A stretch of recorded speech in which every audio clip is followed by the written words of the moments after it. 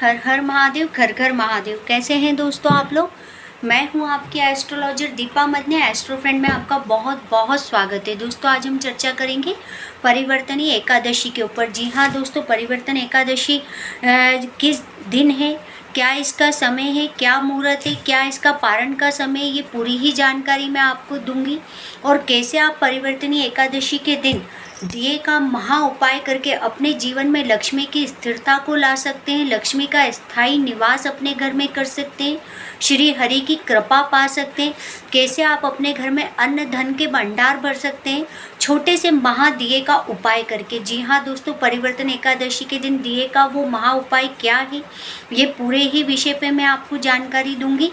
लेकिन उससे पहले मेरा निवेदन है कि अगर आपने अभी तक मेरे चैनल को लाइक नहीं करा है, सब्सक्राइब नहीं करा है, तो आप पहले उसे लाइक कर लीजिए, सब्सक्राइब कर लीजिए और उसमें जो बेल आइकन का बटन है उसे ज़रूर प्रेस करिए ताकि मेरी वीडियो की हर नई जानकारी आप तक सबसे पहले पहुंच सके। चलिए दोस्तों, मैं अपनी चर्चा को आगे बढ़ाती हूँ।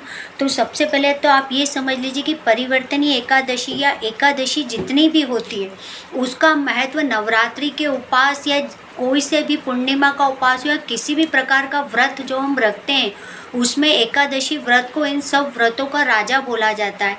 इससे जीवन के सभी पापों का नष्ट हो जाता है। जो जाने अनजाने जो हम पाप कर जाते हैं उसका प्रायश्चित हो जाता है कहीं ना कहीं इस एकादशी के व्रत के करने से। कुंडली में चंद्रमा कितना भी खराब बैठा हो, कितनी खराब स्थिति में बैठा हो, लेकिन एकादशी के व्रत करने से हम खराब चंद्रमा को भी पॉजिटिव फॉर्म में अपने जीवन में ला सकते हैं। जीवन में कितने ही ग्रहों की अनिष्टता हमारे संग चल रही होगी, लेकिन जो लोग एकादशी का व्रत करते हैं वो लोग अपने जीवन में अनिष्ट ग्रहों की कृपा, जो अनिष्ट ग्रहों को दूर कर सकते हैं और उनकी कृपा पा सकते हैं अपने जीवन में। अच्छी कृपा, सुखपूर्वक कृपा, मतलब अनिष्ट ग्रह उन्हें किसी भी तरह की पीड़ा नहीं पहुंचाते। जो लोग एकादशी का व्रत करते हैं उन पे ग्रहों की भी कृपा होती है। तो दोस्तों ये तो आपने समझ लिया कि एकादशी के व्रत का कितना महत्व है कि हम इससे अपनी कुंडली में चंद्रमा को भी ठीक कर लेते हैं। हमारी कुंडली में ग्रह अनिष्ट चल रहे हो या किसी प्रकार से हमारे संग अनिष्टता कर रहे हो तो हम उसकी अनिष्टता को भी दूर कर सकते हैं और उन ग्रहों के शुभ फल को पा सकते हैं। हम अपने पापों का भी प्रायश्चित इस एकादशी के व्रत के करने से कर लेते हैं। तो परिवर्तन एकादशी का जो महत्व है दोस्तों, इस दिन विष्णु भगवान ने करवट लेते हैं और इस करवट को ही परिवर्तनी एकादशी बोला जाता है। जो वो योग निद्रा में सोए हुए हैं तो एकादशी तिथि वाले दिन परिवर्तन एकादशी बोल लीजिए या पद्मा एकादशी बोल लीजिए, उस दिन वो करवट लेते हैं। तो इस करवट लेने के कारण हम इसे परिवर्तनी एकादशी बोलते हैं। और उस दिन आप कैसे दिए के छोटे छोटे महा उपाय करके श्री हरि और लक्ष्मी की स्थिरता को अपने जीवन में प्राप्त कर सकते हैं। तो दोस्तों इस बार जो एकादशी परिवर्तनी एकादशी प्रारंभ हो रही है वो 6 सितंबर 2022 मंगलवार को सुबह 5:54 से प्रारंभ हो रही है। वह एकादशी तिथि समाप्त होगी अगले दिन 7 सितंबर 2022 को बुधवार की सुबह 3:04 पर। मैं एक बार समय फिर से बता देती हूँ दोस्तों, 6 सितंबर को प्रारंभ हो जाएगी सुबह 5:54 पर और एकादशी तिथि समाप्त हो जाएगी अगले दिन 7 सितंबर 2022 बुधवार को सुबह 3:04 पर। उदय तिथि के अनुसार एकादशी का व्रत 6 सितंबर को रखा जाएगा और जो इसका पारण की विधि है वो 7 सितंबर 2022 को सुबह 8:19 से लेकर 8:33 के बीच किया जा सकता है। तो जो लोग भी एकादशी तिथि का पारण करेंगे वो लोग दोस्तों 8:19 से लेकर 8:33 तक 7 सितंबर के दिन कर सकते हैं। अब ये तो दोस्तों मैंने आपको एकादशी की तिथि बता दी, उसका महत्व बता दिया, उसका मुहूर्त बता दिया और उसका पारण का समय भी बता दिया। अब क्या है एकादशी का महा उपाय, तो चलिए मैं वो भी आपको फटाफट से बता देती हूँ। दोस्तों अगर जीवन में दरिद्रता आपका पीछा नहीं छोड़ रही, भाग्य आपका साथ नहीं दे रहा, आप महालक्ष्मी की कृपा नहीं पा रही, लक्ष्मी आपको रूठी सी लगती है अपने घर में, तो दोस्तों आप ये दिए का महा उपाय करके लक्ष्मी की पूर्ण कृपा पा सकते हैं। आपको क्या करना है दोस्तों, एकादशी तिथि वाले दिन यानी कि 6 सितंबर की शाम को सुबह आप पीपल के वृक्ष को जल देंगे, उसमें थोड़ा सा कच्चा दूध डालेंगे दोस्तों और वहाँ पर 5 गुलाब के फूल। मेरे उपाय को आप पूरी तरीके से ध्यान से सुनिए कि आप पीपल के वृक्ष पर कच्चा दूध मीठा उसमें थोड़ी सी शक्कर डाल के 1 लोटा जल देंगे। 5 गुलाब की खुशबू की अगरबत्ती लगाएंगे और 5 गुलाब के फूल आप वहाँ रख कर आएंगे और महालक्ष्मी से विनती करेंगे घी का दिया लगा के कि महालक्ष्मी आपको मेरे घर में स्थिर रूप से निवास करना है, मेरे घर पर श्री हरि और आपकी कृपा हमेशा बनी रहे, अन्न धन के मेरे घर पे लक्ष्मी के भंडार भरे रहे। आप इतना पीपल के वृक्ष के नीचे बोल कर आएंगे, क्योंकि दोस्तों पीपल के वृक्ष में जहाँ 36 करोड़ देवी देवताओं का निवास रहता है, जहाँ पितरों का भी निवास रहता है, वहाँ पर दोस्तों महालक्ष्मी का भी निवास रहता है।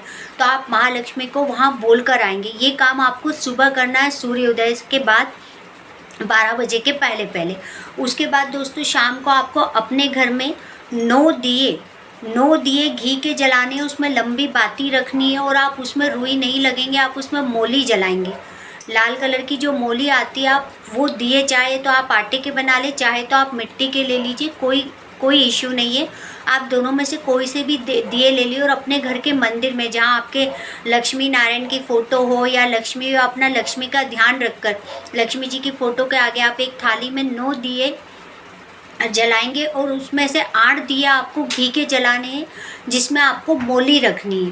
मोली रख के घी के दिए जलाने और 9वां दिया आपको थोड़ा सा बड़ा लेना है दोस्तों। उसमें आप पूरी रात तिल का तेल डाल के जलाएंगे आपके घर के पूजा मंदिर में। अपने घर के पूजा मंदिर में जो आप 9वां दिया जलाएंगे उसका साइज़ थोड़ा सा बड़ा होना चाहिए ताकि वो पूरी रात जल सके।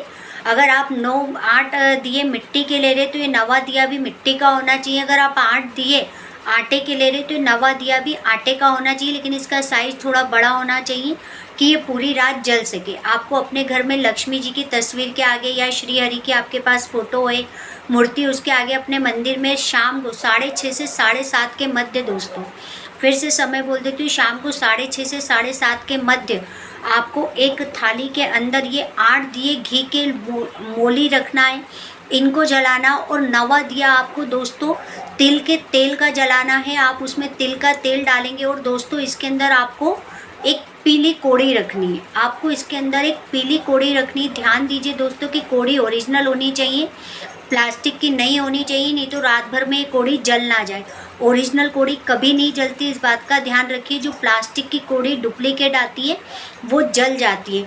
तो आपको क्या करना है, आपको एक पीली कोड़ी पहले से आप ला के रखिए। आप 8 दिए घी के जलाएंगे और 9वां दिया जो आप रात भर जलाएंगे थोड़ा बड़ा, उसमें पीली कोड़ी जला दीजिए और उस डालकर उस दिए को जला दीजिए। और माँ लक्ष्मी से आग्रह करिए, श्री हरि से बोलिए कि हे श्री हरि, मेरे जीवन में जितनी भी दरिद्रता है, जितनी भी मेरे घर में लक्ष्मी की कमी है, जितनी भी आपकी कृपा है, तो आप दोनों मेरे घर में स्थिर रूप से निवास करें। महालक्ष्मी की मेरे घर पे कृपा बनी रहे, अन्न धन की लक्ष्मी के मेरे घर में भंडार भरे रहे।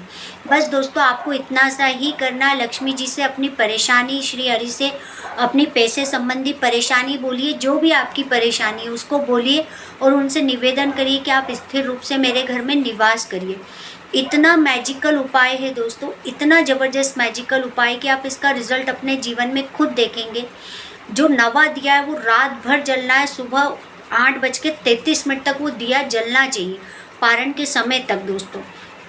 आप जब वो दिया पूरा जल जाए उसके बाद उसके अंदर की आप कोड़ी उठाइए दोस्तों।